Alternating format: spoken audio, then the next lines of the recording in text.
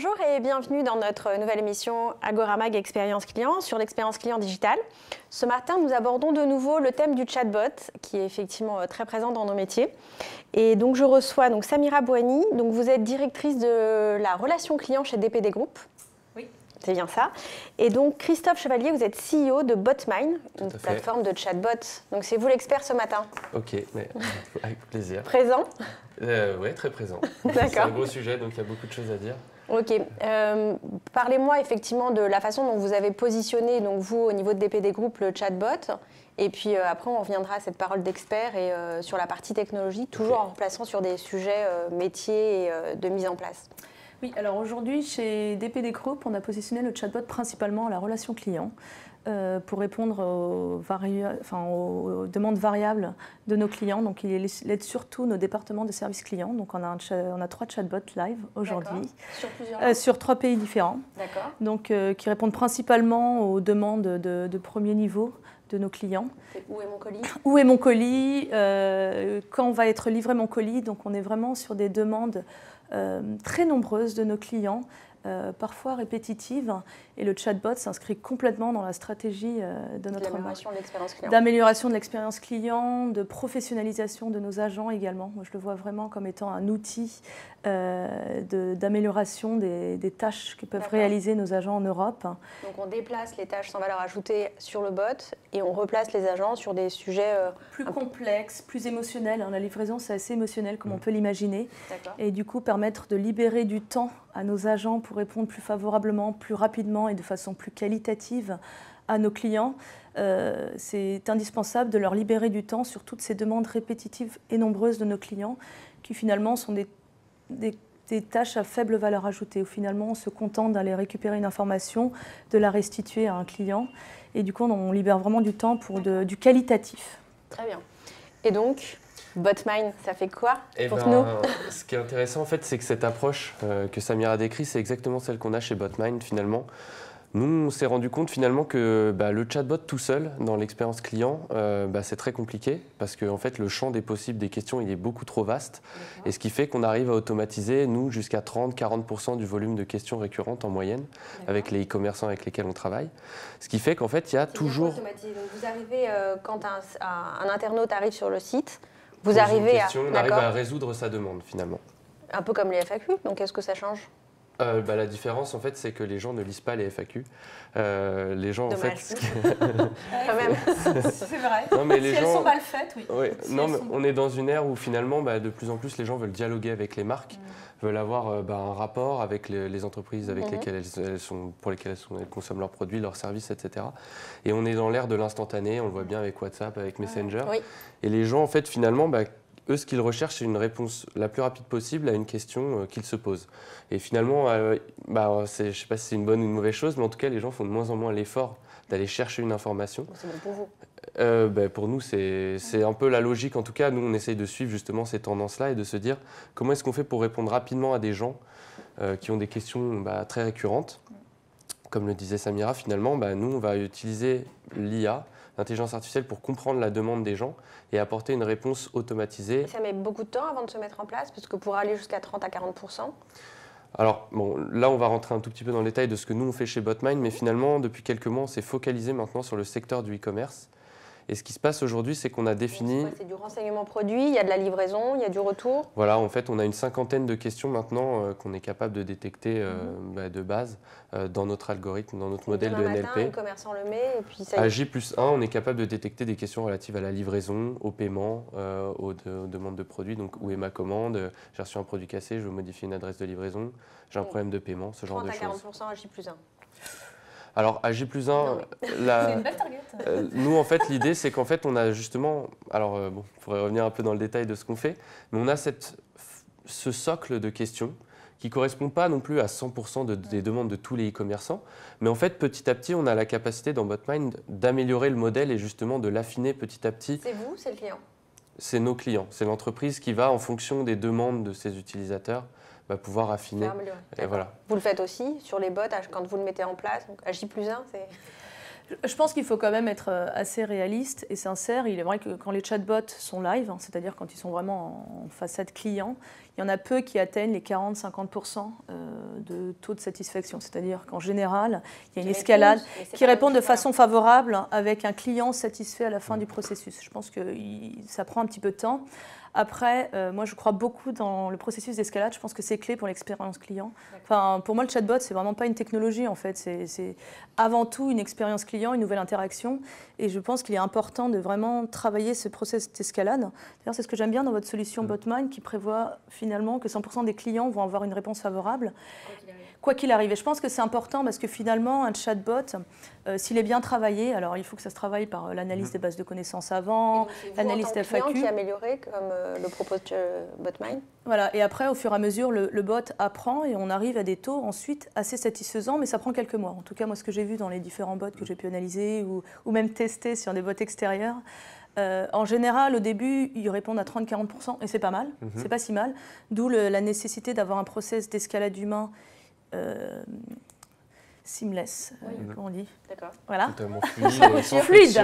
Fluide pour le client, c'est-à-dire que ça doit être transparent et sans effort pour le client, et ça c'est hyper important, je pense. C'est ce qui garde le côté donc, non déceptif de dire, effectivement, le bot ne répond pas.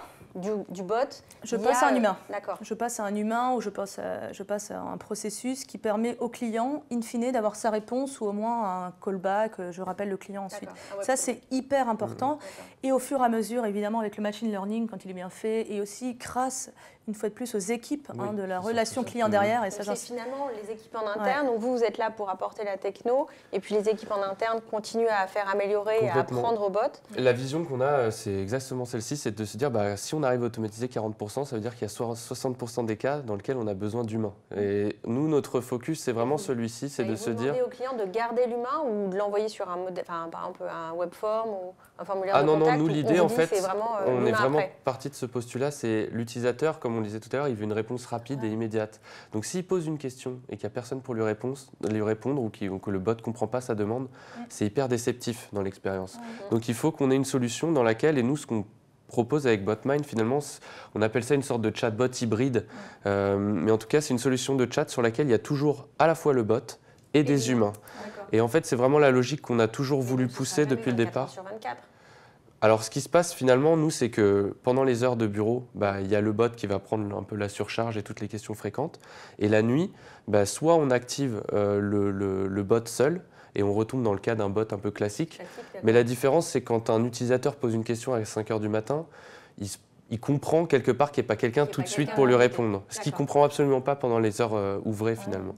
Donc cette différence, elle est quand même bien perçue par les utilisateurs et par, in fine, les consommateurs quand on arrive à leur répondre de manière immédiate.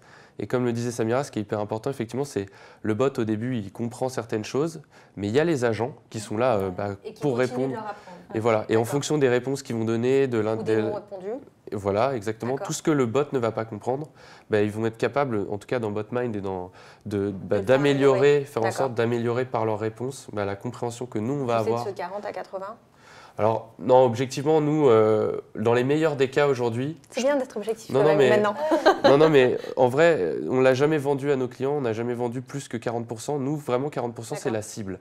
Donc, c'est-à-dire qu'on commence plutôt dans des taux d'automatisation qui sont de l'ordre de 20-25% et qu'on va progressivement aller à 40%.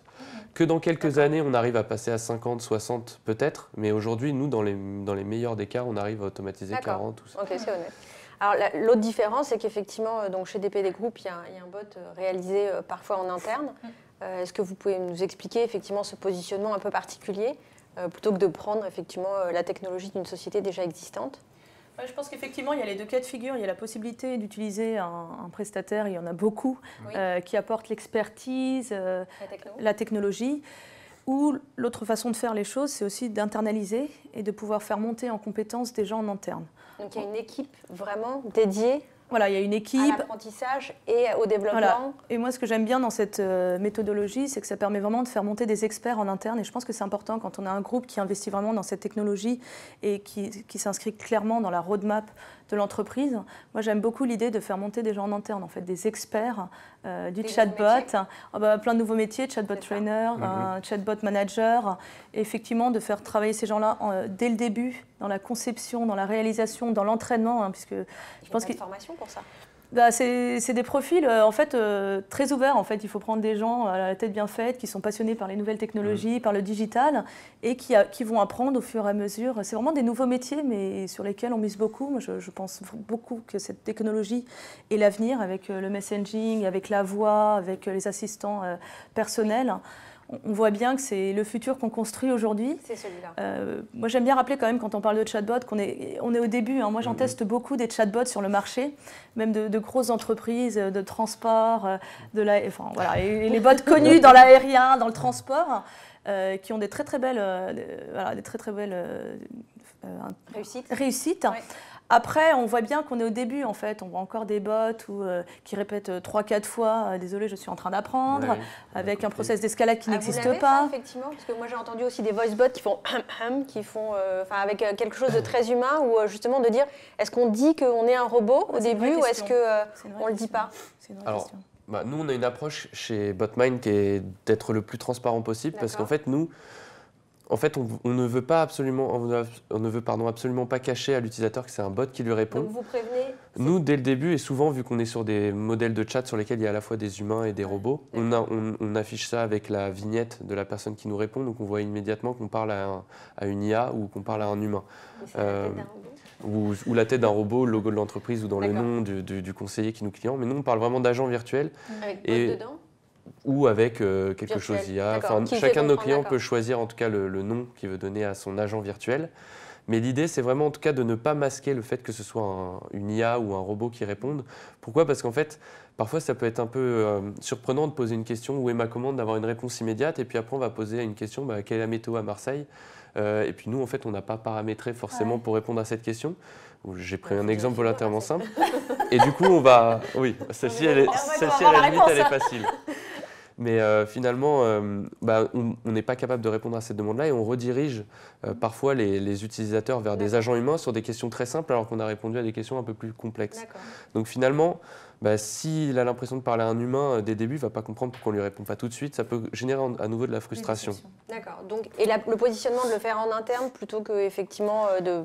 Ça, c'est très intéressant et je pense que c'est un des points sur lesquels nous, avec BotMind, on a travaillé aussi avec des grands groupes. Avec des marques et des groupes. Oui, des marques et des grands groupes. Et en fait, on s'est rendu compte qu'effectivement, il y a un des aspects fondamentaux, c'est qu'aujourd'hui, nous, on va voir des e-commerçants et on a déjà un set de données qui est pré-paramétré, donc on n'a pas besoin de faire d'apprentissage. Pour répondre à une verticale de marché, en fait. En revanche, si on va travailler avec des gens qui sont dans la banque, dans l'assurance ou dans des verticales sur lesquelles nous, on n'a pas travaillé les sets de données, il n'y a pas encore l'expertise. Et finalement, on se retrouve à devoir faire ce travail d'apprentissage que tu décrivais tout à l'heure. Et finalement, ça, c'est vrai que ça prend beaucoup de temps. Et nous, justement, on a un petit peu... C'est pour ça qu'on s'est focalisé sur les e-commerçants qui n'ont pas forcément le temps et les équipes. Voilà. Mais ceci dit, quand on est sur une verticale, comme ce que vous faites sur toutes les problématiques de transport, nous, on a quelques questions relatives à la livraison, etc. Je pense que vous, il y en a peut-être qui sont un peu plus poussées ou différentes. Et pour faire tout ce travail-là, peut-être qu'effectivement, il y a besoin de gens en interne qui récupèrent des historiques de conversation. Voilà. Je pense que c'est indispensable en fait. Moi je crois vraiment que la réussite du chatbot, surtout au début, pour atteindre les 30-40% qui sont déjà une target difficile, c'est déjà un défi, je pense que c'est indispensable d'avoir des gens qui connaissent bien le métier, qui connaissent bien nos clients, qui savent comment ils s'adressent à nous. Et c'est pas si simple, le « où est mon colis » par exemple sur notre métier qui peut paraître très simple, n'est pas si simple que ça. Il peut être posé... « Où est mon colis » c'est quand est-ce qu'il va arriver. Voilà, parce qu'en fait, où on s'en fiche. Exactement, mais c'est pour ça... Je ne veux pas savoir où il est, je veux savoir... Moi je crois beaucoup qu'en fait la réussite du bot, elle passe par cette analyse-là et par une très bonne connaissance de notre métier, de notre secteur. Donc il y a l'analyse, quand soit on a des FAQ, si on a une base de connaissances, il y a des gens qui commencent par des live chats. Mais je pense que pour que l'analyse soit vraiment très fine et pour qu'in fine, il y ait un maximum de clients qui aient la bonne réponse dès le début, c'est important que des gens qui connaissent très bien le métier fassent cette analyse. Exactement. Après, je comprends votre approche de dire je travaille que sur le e-commerce, j'ai les 50 questions clés. Mais à travers tout ça, là où je suis d'accord aussi, c'est que nous, même n'importe quel e-commerçant, on a travaillé avec des e-commerçants qui travaillent dans l'industrie, par exemple, de l'alimentaire, des produits consommables. Et donc, ils avaient tout un tas de questions que nous, on n'avait pas dans notre set de données, qu'ils ont dû, du coup, faire en sorte de réapprendre aussi. Voilà. Et eux, ils ont repris les données de leurs utilisateurs. Alors ça, c'est un point sur lequel nous, on insiste beaucoup. C'est très important, si on a un historique, par exemple, de chat, de live chat, etc., vaut mieux prendre les questions des clients plutôt que nous, en interne, d'essayer de... Voilà, parce que les utilisateurs sont toujours plus créatifs que nous dans les formulations, etc. C'est bien prégnant. Voilà. Très bien, on termine donc là-dessus. Encore un débat passionné sur les chatbots. Merci beaucoup. J'espère qu'il vous sera utile autant qu'à moi. N'oubliez pas de partager sur #AgoraXP Digital. Gardez l'esprit ouvert, gardez l'esprit critique et à bientôt sur l'Agora. Merci Samira. Merci. Merci Nathalie. Merci beaucoup.